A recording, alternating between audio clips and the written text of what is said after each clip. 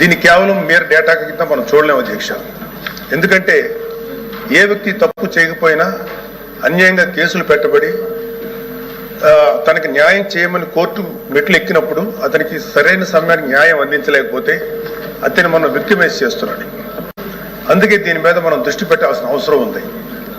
గుంటూరు జిల్లాలో ఎగ్జాంపుల్ అధ్యక్ష, గుంటూరు జిల్లాలో రోజు కూలీ చేసుకునే ఒక సామాన్యుడు ఒక దొంగతనం కేసులో అరెస్ట్ అయితే తనకి లాయర్ని పెట్టుకునే స్తోమత లేక ఆ కేసులో కోర్టులో 6 సంవత్సరాల పాటు జైల్లో ఉండాల్సి వచ్చింది. చివరికి అతను ఏ తప్పు చేయలేదని కోర్టు తీర్పిచ్చింది. సో ఈ 6 సంవత్సరాలు మనం అతనికి ఎలా కాంపెన్సేట్ చేయగలుగుతాం అధ్యక్ష?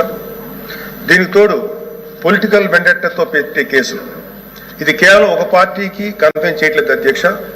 రాజకీయ కక్షతో మన జ్యుడిషియల్ సిస్టమ్ని అధికారంలో కొంతమంది వాళ్ళ కన్వీనియన్స్ కోసం వాడుకుంటే లాని వెపనైజ్ చేస్తే చాలా మంది నిర్దోషులకి వాళ్ళ కెరీర్లో ఒక బ్లాక్ మార్క్గా మిగిలిపోతుంది.